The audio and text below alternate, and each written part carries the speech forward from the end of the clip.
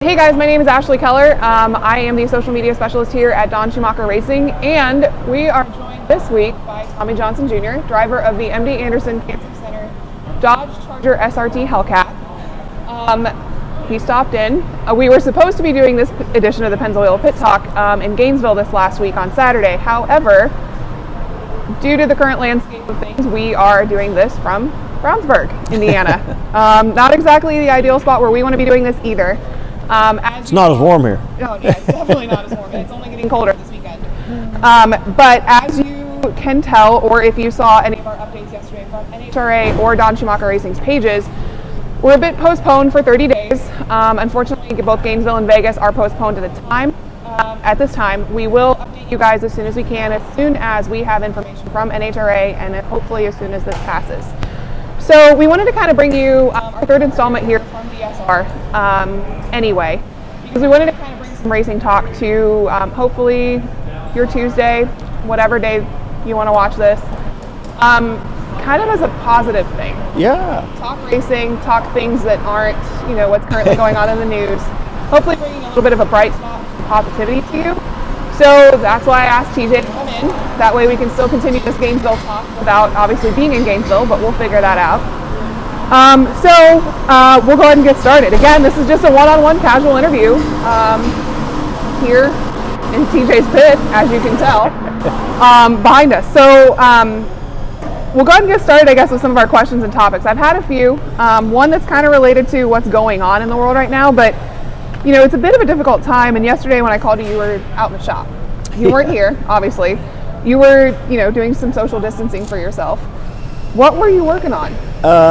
Since the Gainesville or postponement of Gainesville, you're like, oh, now what do I do? Because in racing, your life's pretty planned out. You know where you're going to be, what's going on, and try to work in some projects on the side. But yesterday I was making some cornhole boards. Nice. I love building stuff out of wood. Did a little woodworking, and finished a coffee table for my wife a week or two ago, and she's been on me about making some cornhole boards for backyard fun. And since we can't go and do anything right now, I figured it was a good time. Maybe we could play some cornhole. But it's I've been I got home from Gainesville after it was postponed on late Thursday night. Friday wasn't expected to be home. Pretty decent weather. Went out and started doing some trimming on my shrubs and doing a little landscape work. Then it snowed Saturday and put it into that. So I figured why not go out in the garage and build those cornhole boards. That's awesome. That's awesome. Still working on the candles as well? Yeah, a little bit. I doing a little bit here and there. It's I needed a break from candles for a while, so I took a little break, and actually I have a few I've got to get done here real shortly. I put them on. I postponed them, but now it's time probably. I got a little time on my hands. Why not? Yeah, I know that was the interesting question. I saw a lot of friends in a lot of forms of motorsports over the weekend. Now what do we do? So what did you do this weekend? Besides woodworking? Did you do anything fun? I mean, besides cornhole boards or anything like that? No, not really. No. Watched a little TV. Caught up on Netflix? Yeah, I did some grilled out. Right. Watched American Idol. Yeah. I'm a closet American Idol fan. I like American Idol. But I've been watching a little American Idol. Yeah, I like American Idol. Yeah, I've watched them all. I didn't watch the first year, but then I got hooked the second year and watched every one. So that's awesome. I try to pick the winner way early. I got a pretty good track record too. Okay. I've already got, after first night of Hollywood week, I've already got some top 5 candidates. So if you were to ever have to bet on American Idol versus anything else, you'd probably be I do doing okay. Pretty well. Yeah, I do okay. So despite not racing for the moment, you're still obviously the defending funny car winner from the Arizona Nationals. And you were able to rope in your first win for MD Anderson this year. Obviously we made the switch, with Doug Chandler sponsoring the car still. And through that, we now have the MD Anderson Cancer Center on your car. So not only did we go back-to-back with the 2 charity cars to kick off the season, but how did it feel to get that first win for MD Anderson this year? It was great. You'd like to have some success right off the bat, and to have that. The car ran well in Pomona, had a problem second round with dropping a cylinder.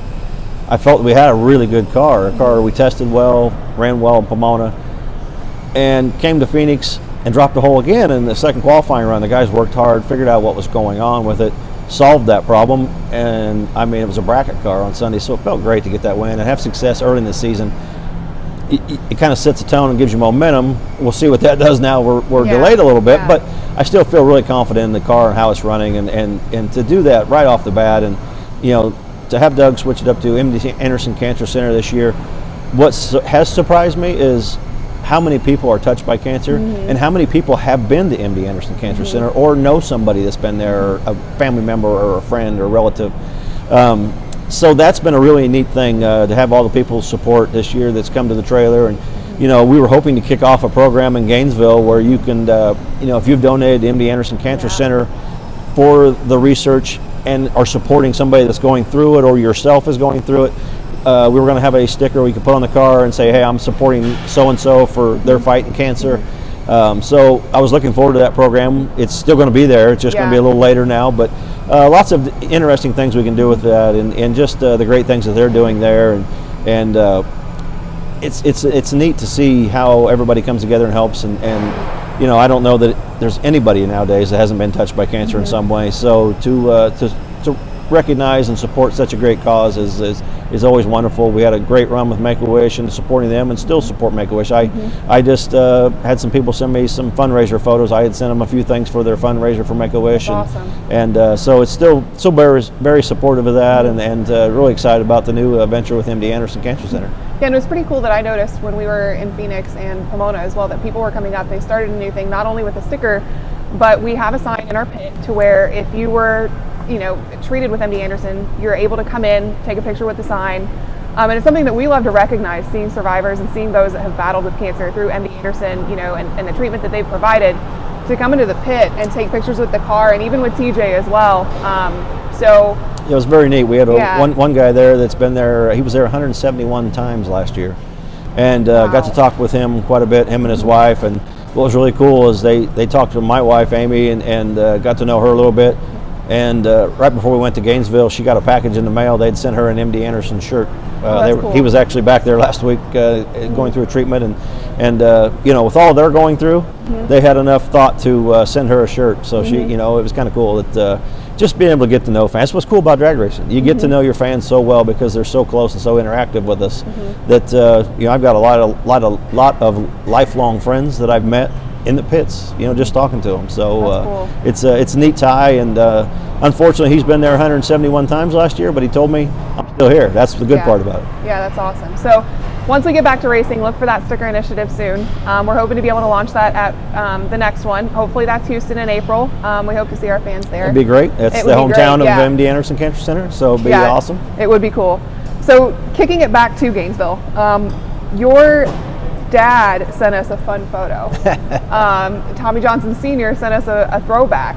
I think it was of in 1984. 1984. Okay, you had a 1982 Camaro at the time you were racing. So that was his car, and then he retired, and I took over. Yeah. I was going to say that's what I wanted to ask you. You've had quite the history with Gainesville, and that picture kind of said it all. But tell us a little bit about that. Yeah, at Gainesville, I hated that they postponed it because it's one of my favorite races. It has such an emotional tie for me. First time I ever went to Gainesville was in 1982 with my dad. He had that new race car. I went down there and raced the Gator Nationals, and I went down there. First real big trip, to go do a national event. I've been to a couple of national events before that, but it was just it was, Gainesville's kind of the East Coast kickoff early in the season, and it was always been a special race. And for me, to go with him back then, and then fast forward to 1984, that was when I started my career. The first national event I ever raced at was in Gainesville in '84. Ran Super Gas. I think there was a lot of cars. I think 168 cars or something in that class that day. And I got down to, I think, 6 cars, and I broke a rocker arm in quarterfinals. I broke a rocker arm. Had a pretty good whole shot lead and was doing pretty good. I would have had the bye run to the final round, and it broke a rocker arm and lost the race. But it was neat. The thing was, I was only 15 years old, and at the time the rule book didn't say you had to be 16. It said you had to have a state driver's license. Well, in Iowa you can get one at an early age. Okay. And so I had a driver's license in Iowa, and I passed did the NHRA driving test. And back then Daryl Zimmerman was the Division 5 director, and Daryl, we sent in the license form, and Daryl says, you're right. It doesn't say you have to be 16. It just says you have to have a license. Interesting. And he says, and you did well on the racing. I mean, I've been driving a race car at a local bracket track for several years. So he said you did fine driving the car. Everybody signed off on it. I don't see why not. I'm going to stick my neck out for you and go for it. And it was not too long after the Gainesville race. The rule book might have been changed, you know. But so yeah, it was kind of a cool little fun fact that 15 run a national event. So it was. You could call it the Tommy Johnson Jr. Yeah, rule. probably. Yeah, Tommy Johnson Jr. rule. You know, but. I'm not against if they're plenty capable of driving. There's kids these days. We got the junior dragster program. Yeah. This was all way before junior dragsters. Yeah. I had started on motorcycles when I was 8 years old at the local track. So been racing for years, and it was secondhand to me. Well, I mean, Leah came out of junior dragsters for us. If they had junior dragsters, his family's in there now too. So if they had junior dragsters, I'd have had one. They just didn't have them yet. Yeah. So it's been a long time. In Gainesville, I've been racing there ever since. Raced super gas for a couple of years, raced alcohol funny car there for a few years, and then Top Fuel. I was 2 pair behind, sitting in my car, strapped in when Kenny Bernstein ran the 300 miles per hour. Oh, wow. So, just it has a lot of special memories for me. I love Gainesville, and one day we'll win that race. Yeah, hopefully, fingers crossed. Yeah. Hopefully it's this year, obviously. Yeah. So hoping that it'll add to our 350. Yeah, there you go. And that's actually leading into a good segue for the next question that I had. One of my last questions, then we'll get to the fan questions. Something the whole team is looking forward to is the approaching 350th win.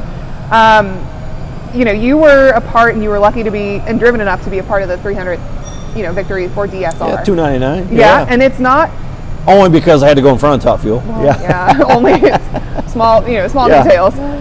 But how does it feel, and how does approaching 350 feel as one of the drivers for the team? Well, I think you contributed to that. Yeah, I think it's a pretty astounding number. That many wins. You look at all prestigious when you look at you look at all across all motorsports and team owners and teams and what they've done, and it's a number it's out there with a bunch of stuff. I mean, there's individual numbers, but as a team number, it's a pretty outstanding number. To be a part of that and have several victories to add to it, it's if you had one, you'd say, well, I was a little part of it. But to have even one, you've done something. But I've had several. I saw the other day. I actually surprised me. I think I had. I think 11 or 12 wins here at DSR, so it's like, whoa, wow! I didn't realize we'd won that much since I've been here. So it's kind of cool to be part of that, and hopefully we can keep that going. And who knows? 350. That's only 50 away from 400. We're at 347, so we only need 3 more at the moment. Yeah. So hopefully we'll keep that going and keep it rolling. So I have a couple fan questions that I wanted to ask you that we've had submitted from social media, and obviously I had to pull these from last week before we went to Gainesville. But they still stand, and some of them are a lot of fun because it shows the insight and the personality that a lot of us get to see. Thankfully, here in NHRA, our drivers are out there, the access is there, and we get to see, I feel like, a lot of personality with our drivers that we have, and we've got varying different personalities here at DSR, which is pretty cool. It's actually a lot of fun. So Ryan from Twitter asked a fun question that I think fans might actually get some insight on you with. You're a big fan of rock music and a big fan of music, and some may or may not know that.